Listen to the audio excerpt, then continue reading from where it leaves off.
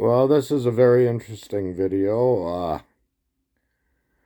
It's about Princess Leia and Carrie Fisher. Uh,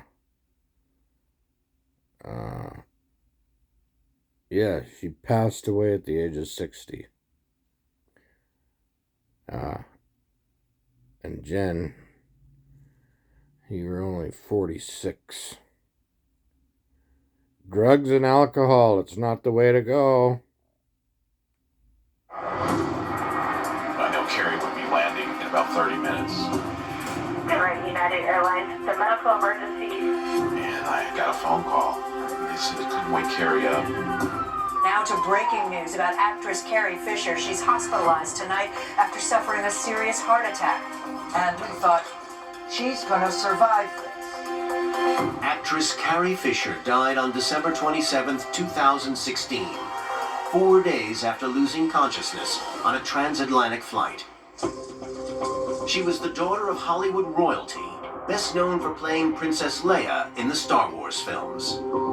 Carrie brought that signature wit and humor to the roles that she played. How could you typecast me with my weird background except as a space princess with a gun and a weird hairstyle? But she had a dark side, which she faced in film and in reality. And I said, Carrie, you let me down. You told me you wasn't gonna do this anymore. Carrie Fisher wrote a series of best-selling books about her battles with addiction, but was thought to be drug-free before she died. She was at the height of her career again. I just knew that she was surrounded by wrong people. Period. It's generally assumed that Carrie Fisher died from a heart attack, but I'm not convinced.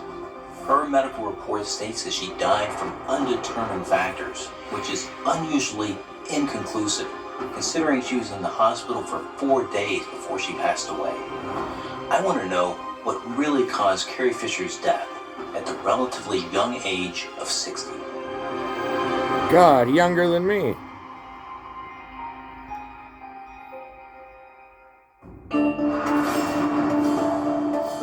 World-renowned medical examiner and forensic pathologist Dr. Michael Hunter has performed over 5,000 autopsies.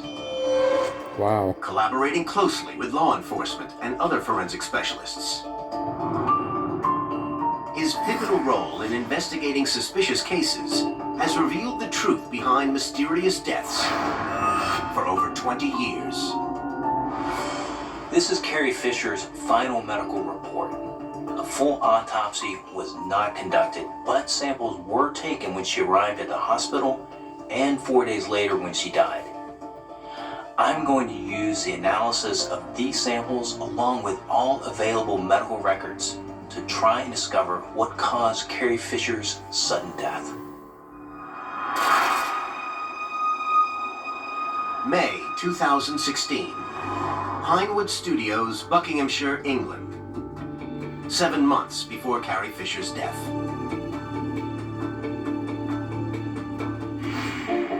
Carrie is getting ready for her performance as Princess Leia in the latest Star Wars film, The Last Jedi.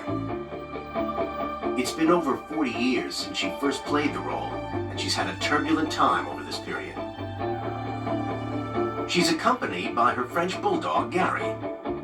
He's a constant companion, despite her busy schedule. Carrie's career was on a tremendous upswing.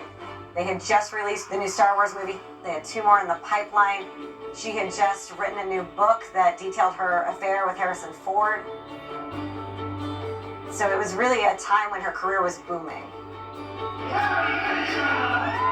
Looking at footage of Carrie just before she died, she appears fit and healthy. So there were no obvious physical signs that might suggest there was anything wrong. Carrie Frances Fisher was born on October 21st, 1956 in Burbank, California, into an A-list Hollywood family. Her mother was the celebrated actress Debbie Reynolds, and her father was the singer Eddie Fisher. Debbie fell very, very much in love. Eddie Fisher was the hottest star that there was. He was darling, he was charming, he was everything except a good father. The marriage was short-lived. That Eddie doesn't Fisher ran off with his wife's appear best true. friend, the movie icon Elizabeth Taylor, when Carrie was just 18 months old. He rarely saw Carrie. He would forget birthdays and Christmas. Debbie would sign cards from Daddy, with toys and things for the holidays. Eddie Fisher! As Carrie grew up, she got to see her absent father and busy mother only rarely. Carrie had big stars as parents, which meant being on the road. With Eddie, he was just away, period. But Debbie, she was home as much as she could be. And in a lot of ways, that's how Carrie got started in performing, because she wanted think an it was the opportunity other to way spend around. more time with her mother. When she was 15, I believe, she made her debut in a Broadway show, again, to spend more time with her mother. So it was almost a method of survival. I grew up in an environment that was very surreal, but that was sort of my reality. I don't know, it sort of makes you grow up fast. At 17, Carrie Fisher went to drama school and made her debut at age 18 in the film Shampoo. A year later, she was offered the role of Princess Leia in the first Star Wars film.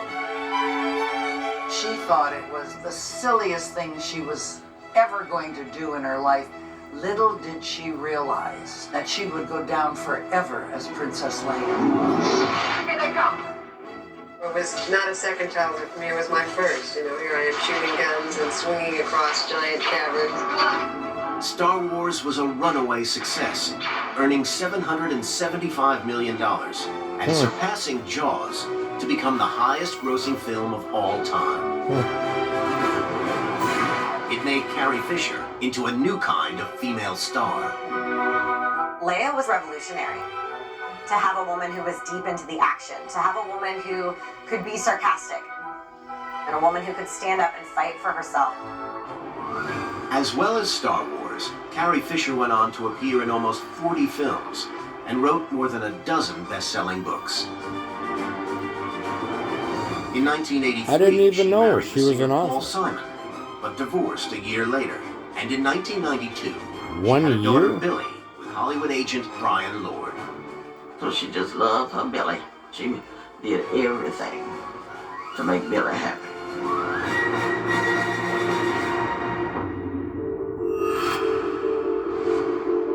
From Carrie Fisher's medical report, I can see that at the time of death, she weighed 171 pounds and was 5 foot 1 inches tall. That's But looking heavy. at photos from a year earlier, she has clearly put on a lot of weight in the months before she died.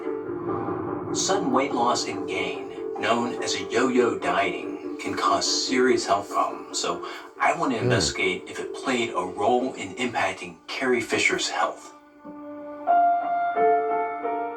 Carrie went on a diet every 20 minutes. She would have a drink of wine and go, "Oh, Lord, I have to lose weight." Carrie's fluctuating weight may have had a lot to do with her unusual diet. I've been fighting with her since the day I met her in 1992. Drink water! She hated water. She drank at least a dozen Cokes a day. And she ate Well, peanut that's how you butter and put on vanilla weight. ice cream. When Carrie Fisher first played Princess Leia, she was I asked to lose 10 don't pounds in like weight for the Coke. role. When she returned to the role in 2015, she was again asked to lose weight. This time, 35 pounds. Carrie struggled through her life with her weight and also with her body image. I mean, she was the pinnacle, right? Yeah, I've met a Of few male women like desire in that. that famous gold bikini. Yo-yo. And so I think it would be easy to think that that was a woman who certainly would look in the mirror and feel wonderful. But Carrie struggled with body dysmorphia. She hated looking at herself. Yes. Body dysmorphia God. is I've an inability seen to that see in so many yourself the way that women. you are. They So hate you looking fixate at on a certain part themselves. of your body or your face, and you think it looks awful. It has no basis in reality, the way that you look. Rather, it's about how you think you look, how you appear to others. And it's that pathological thinking that makes it a mental health issue. Yep. Carrie Fisher's body dysmorphia led to her yo-yo diet from an early age, which could be very damaging to her health. Extreme calorie reduction increases the stress hormone cortisol, which can have multiple negative health effects, including heart disease, cancer, and diabetes. Really? Yo-yo dieting can also cause an increase in cholesterol, which increases the risk of atherosclerotic heart disease, where arteries become blocked by fatty deposits.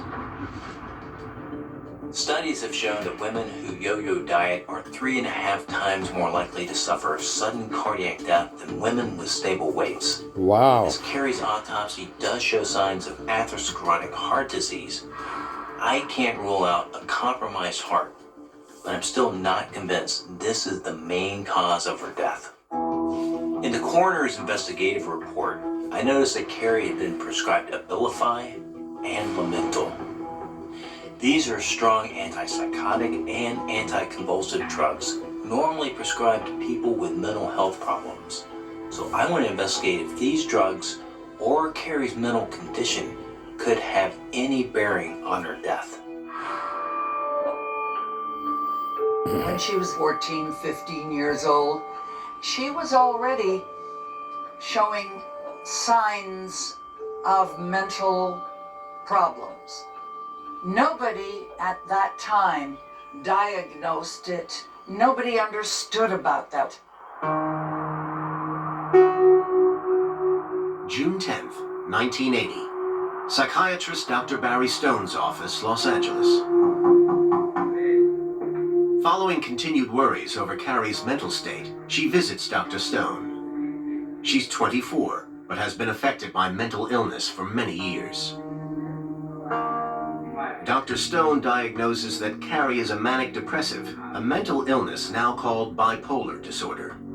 Bipolar disorder is a mood disorder, and it's characterized by this kind of polarized way of feeling.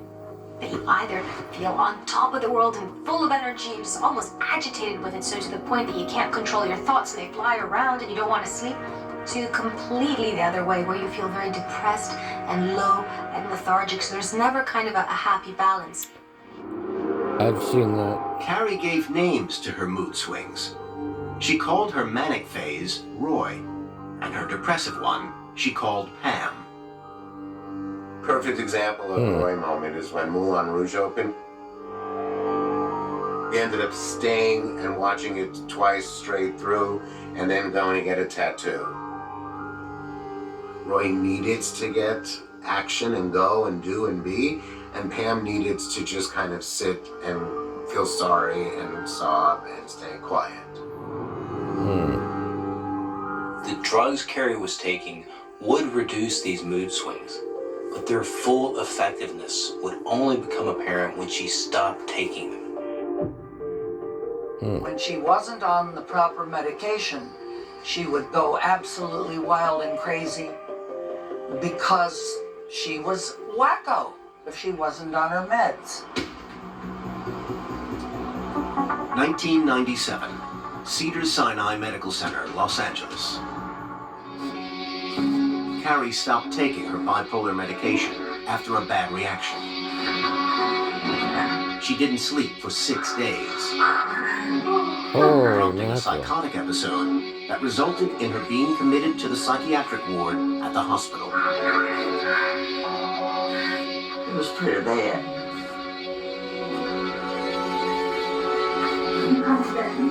She kind of lost her mind. From the Stone staff where Gianni Versace was shot to death. The FBI is confirming the .40 caliber pistol used to kill designer Gianni Versace.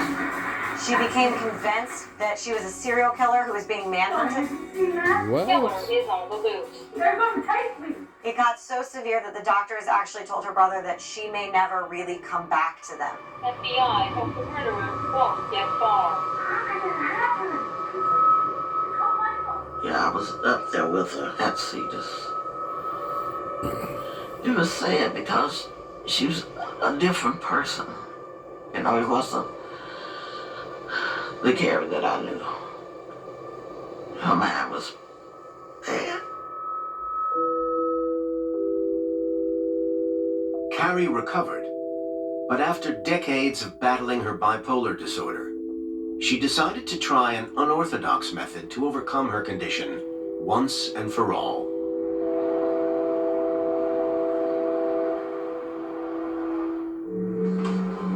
Carrie decided to undergo electroconvulsive therapy, also known as ECT, or shock therapy. It was a big decision for Carrie to do the ECT. She had gone to a point where she was Pam for a little too long, and she would say she felt like her brain was like concrete, and she needed to jackhammer her brain.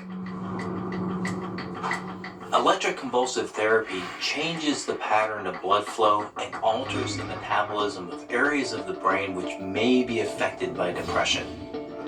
The electric shock seems to reset serotonin levels, a neurotransmitter involved in mood and arousal. Despite not being FDA approved, studies have shown that patients who have undergone ECT believe it has had a positive effect on their condition.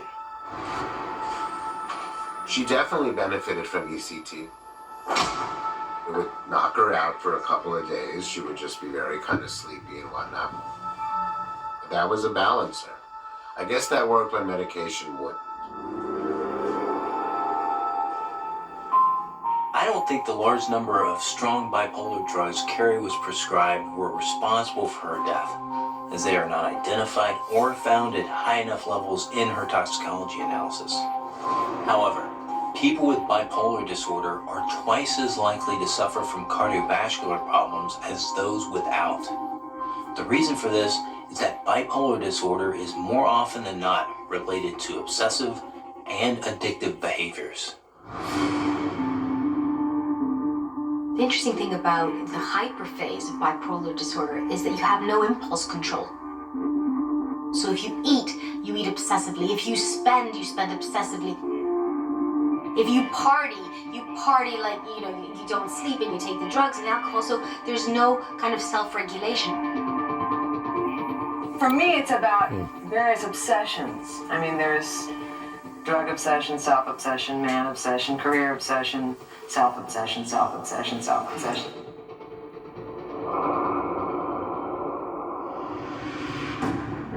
World-renowned forensic pathologist Dr. Michael Hunter is investigating the death of actress and writer Carrie Fisher. So far, he's discounted her bipolar medication and yo-yo dieting as being responsible, but has now found another potential cause. I can see from her toxicology report that traces of cocaine metabolite, benzoylecgonine, morphine, and ecstasy were found in her system. So I want to investigate what impact these drugs may have played in her death.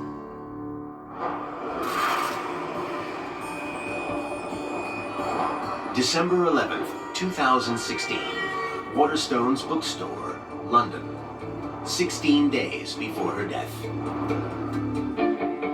Carrie is signing copies of her latest book, The Princess Diarist. It's the latest in a long line of best-selling books that have revealed her battles with mental illness and addiction. The fact that she revealed as much as she did, that's an artist. She has the license to express it the way she wants, when she wants. Carrie Fisher's first book was published in her early 30s and was based on her own experience of drug addiction. And I found something in Carrie's past which might help explain her attitude towards drugs. Postcards from the Edge. I think that was a movie. In 1969, when Carrie was just 13 years old, her mother found a bag of marijuana that had been left after a party and suggested they both try it together. Nice. This business of Nice role model. marijuana was very, very much like most parents saying to their children, if you're going to drink, drink at home. Let's do it together so you'll know what it is and don't experiment out on the streets.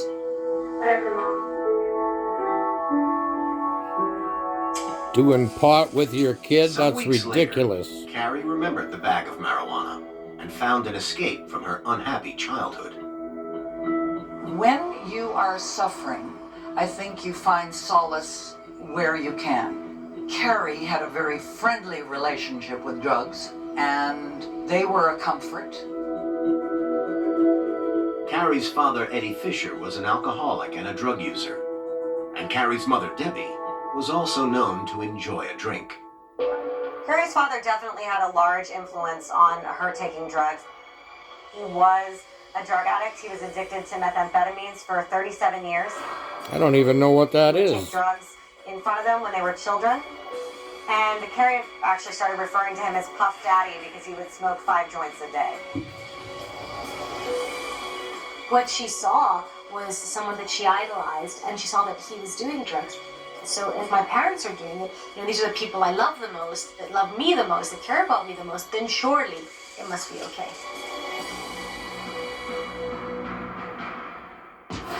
Looking at Carrie Fisher's autopsy, I have discovered that she had a perforated septum where the cartilage dividing the nostrils is disintegrated. And it's notoriously caused by excessive use of cocaine. Yeah, I heard of that.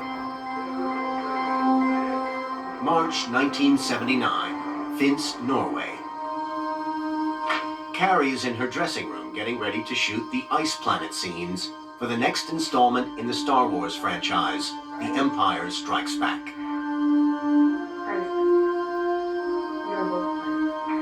When Carrie was in her 20s, she had a pretty unfortunate trip with some really brutally strong weed with Harrison Ford and decided that was it, no more weed for her.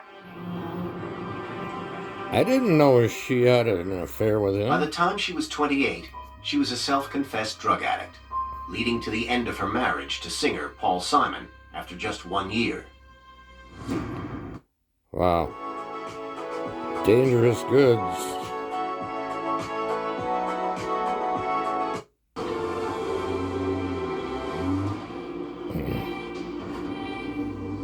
All right. By this time, Carrie was taking a wide range of substances. If I did it, I didn't do it consistently. Is I that did it actually eventually. her? Prescription drugs are my preference.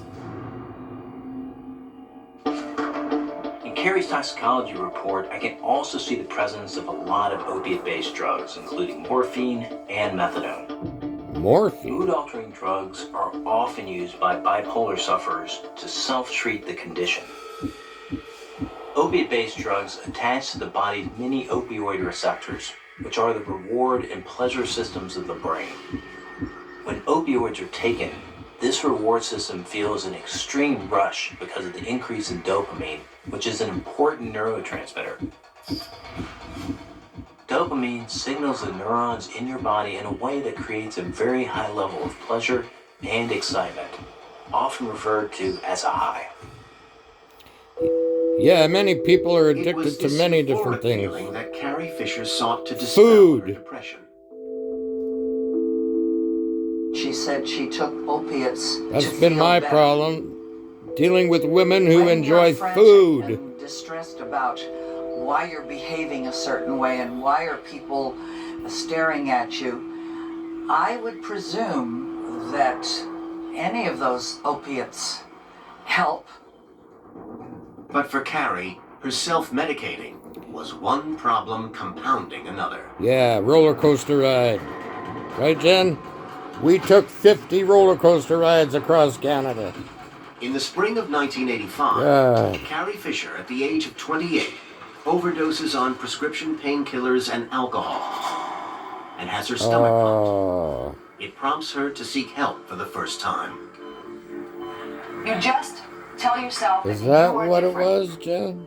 I was in an emergency room. That's a strong indicator that your life isn't working.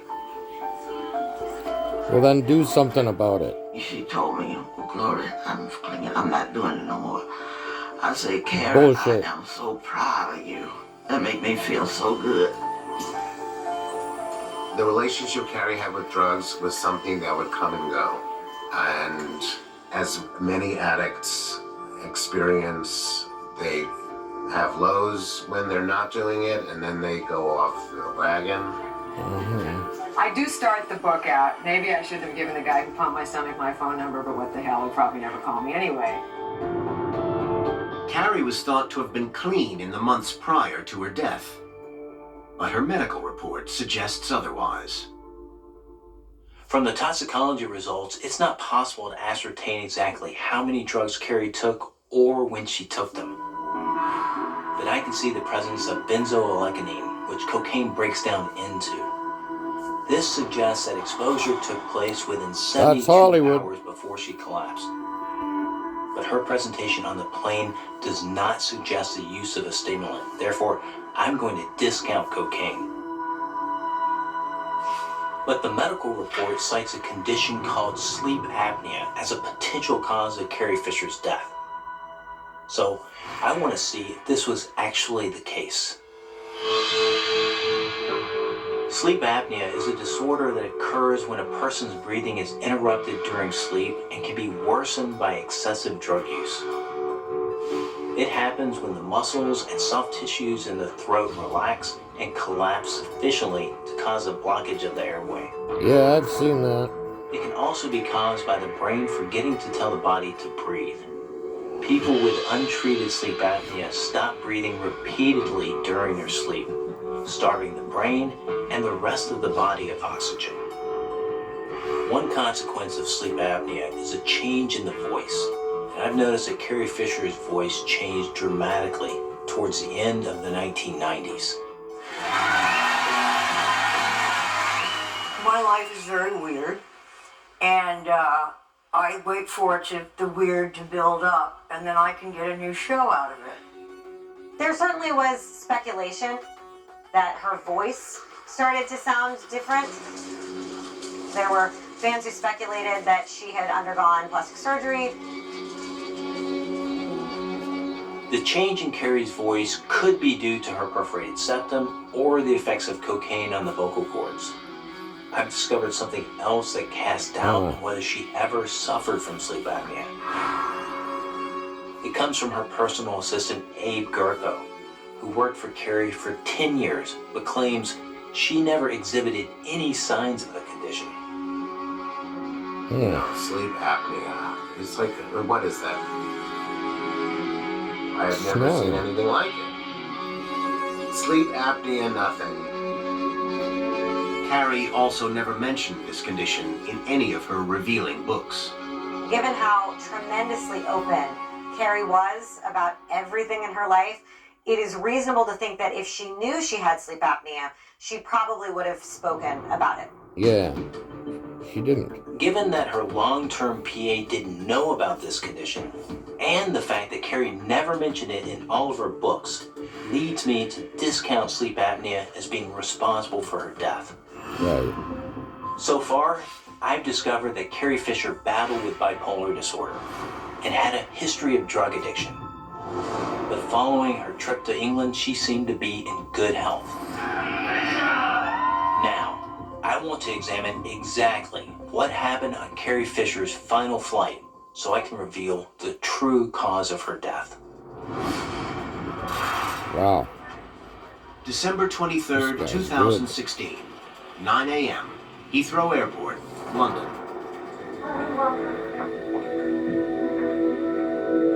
Carrie Fisher boards United Airlines Flight 935 for Los Angeles with her assistant, Corby McCoy.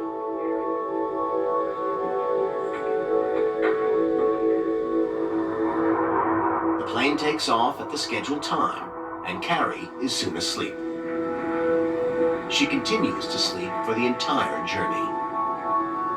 I find the fact that Carrie Fisher slept for the whole of the 11-hour flight during daytime, highly unusual. I would expect her to make at least one restroom visit during this period. Yeah. Once again, we do request that you please return to your seats and make sure that your seatbelts are securely fastened. Thank you. 15 minutes from landing, Carrie's assistant, Corby McCoy, attempts to wake her. But when she tries, Carrie vomits and is unresponsive. Oh my God! Help! We need some help here! Yeah, I'm going to help. Right back. Corby called me, explained to me what had happened. Everyone was hysterical. It was nuts. Corby was in total pieces. A doctor and nurse come forward and check for a pulse. None can be detected.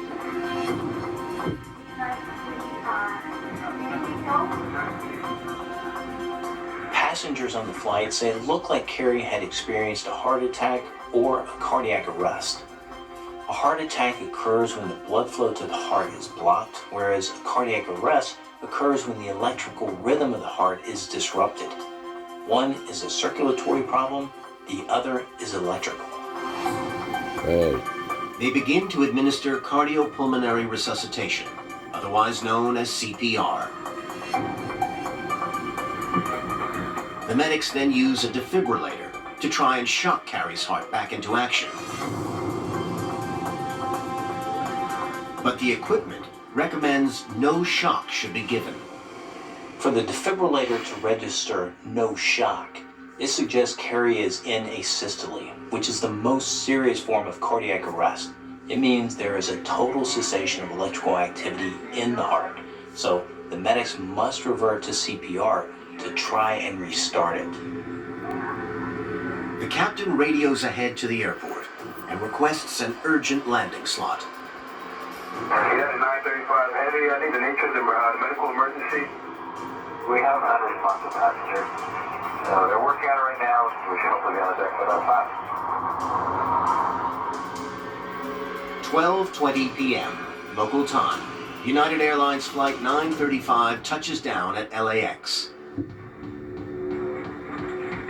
At 12:31, paramedics arrive, and on finding Carrie still unresponsive, administer a stimulant.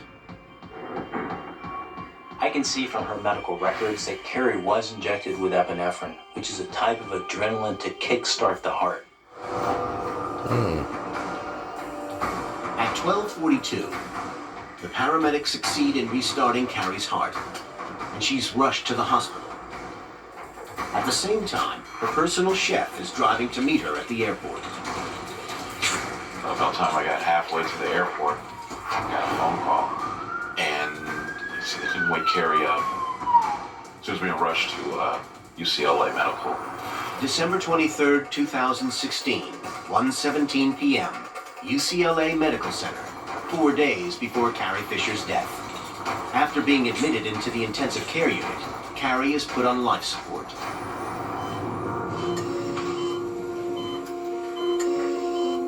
They connected her to a machine, and, they had got a pulse. At Lazy Boy, we're proud to support Coach Anne's Lazy Time. During game time, she chases kids around the court. But now, she's taking a much-needed timeout. Lazy Boy, long live the lazy.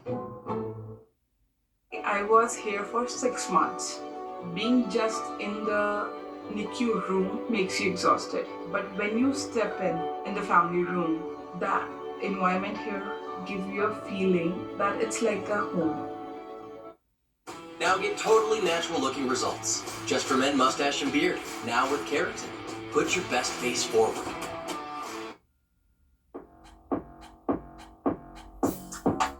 Four commercials?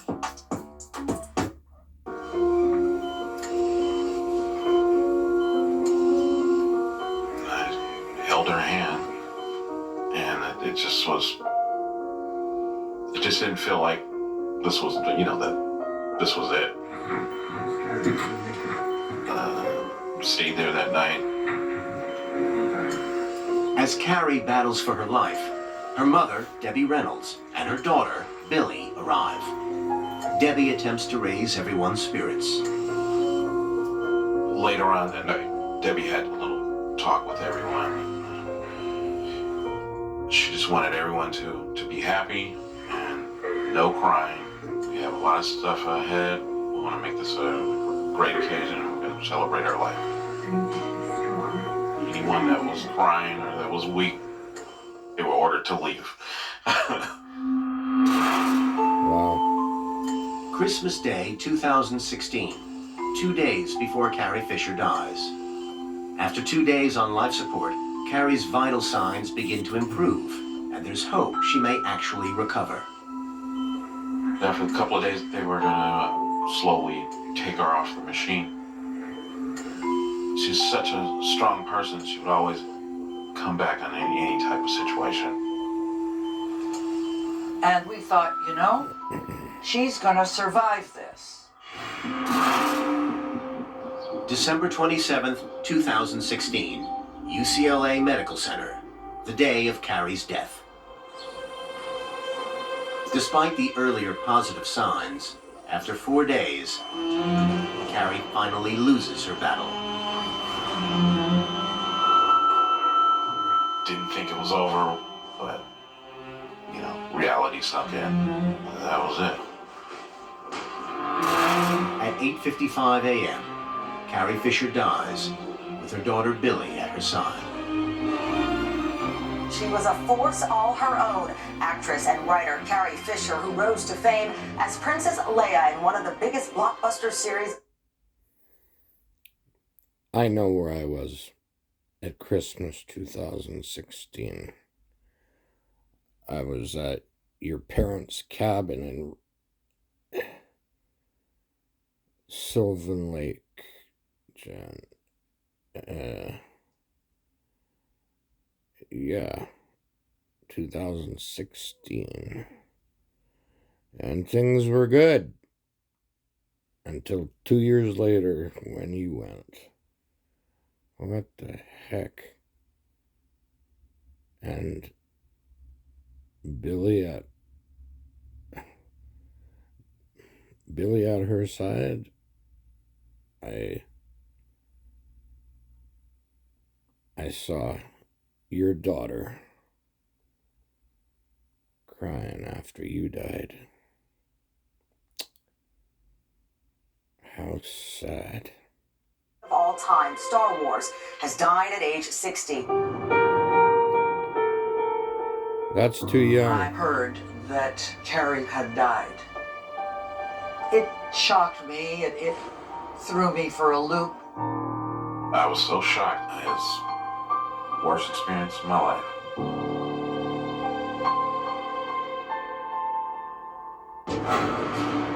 Now, world-renowned forensic pathologist Dr. Michael Hunter has come up with an answer to the unspecified cause of Carrie Fisher's death. What was it? People presume that Carrie Fisher died from a heart attack, but her medical report states sleep apnea and other undetermined factors as the cause. I've discounted sleep apnea, and from further analysis of the medical evidence, I think I now know what was responsible for Carrie Fisher's death. And I don't think a heart attack was the cause. What Carrie was it? Fisher's toxicology report shows the presence of numerous illegal and prescription drugs, but could not establish their significance with regards to the cause of death. But I've discovered something in Carrie's toxicology report that suggests illegal drugs may have played a more significant role than was first thought. The report shows the presence of 6-ma'am and morphine in her vitreous fluid, obtained following her death 4 days after presenting to the hospital. 6-ma'am or 6-monoacetylmorphine is a metabolite of heroin, and morphine the active component of the drug, both detected in the fluid of Carrie's eye. 6-ma'am typically breaks down quickly, so its presence suggests Carrie had used heroin sometime before or during the flight. Oh my The fact God. that Carrie spent the entire flight during daylight hours without moving also suggests to me she was intoxicated. For these reasons, I believe the trigger for Carrie Fisher's death was drugs, especially heroin, and this is how I think it occurred. Heroin? It's likely that Carrie Fisher used heroin shortly before she boarded or early in her flight. I'm sure that Carrie, in order to be comfortable, took whatever she felt she needed for this long plane ride and everything coming. I've seen that too. Who knows what was in her body? Carrie soon fell asleep and didn't move throughout the flight. It was only when her assistant tried to wake her and she appeared to vomit that people realized something was wrong. I believe Carrie had been starved of oxygen long before she vomited, and that this is the sequence of events that caused her to lapse into a coma.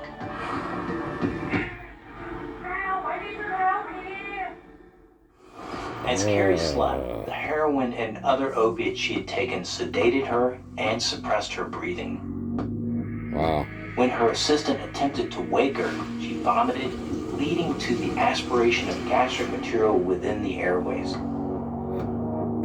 This caused worsening anoxia or oxygen starvation, which in turn caused brain damage, which interrupted the electrical signals being sent to the heart, causing cardiac arrest.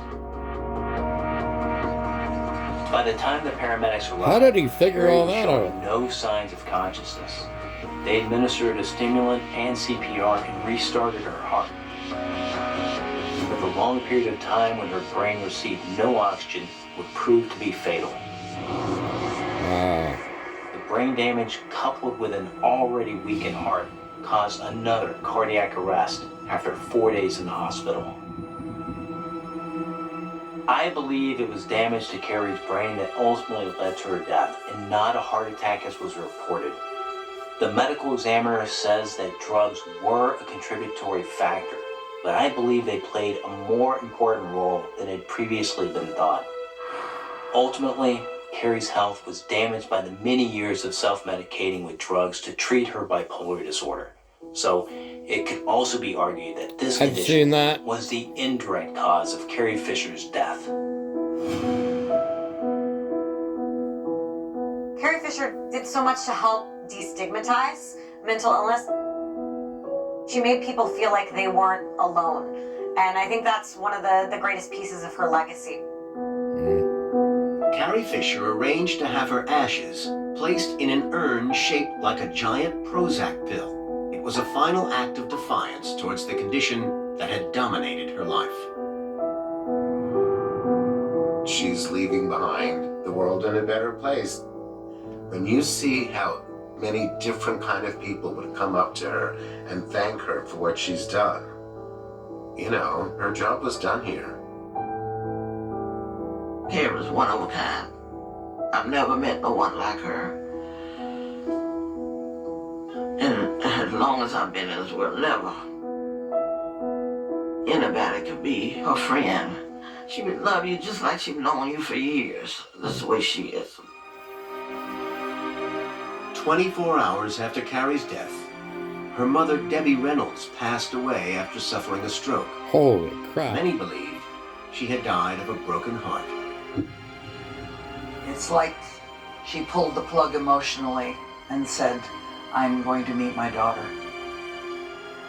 I am so blessed to have Debbie Reynolds as my loving sister.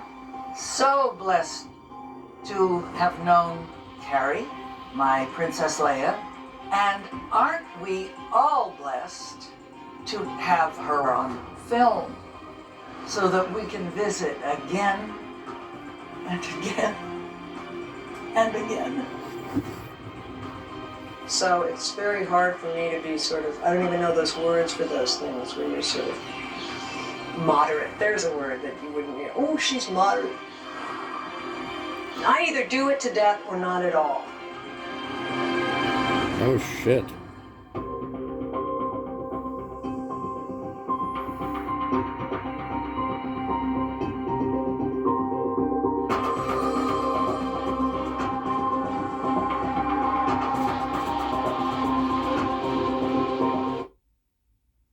Wow. Oh.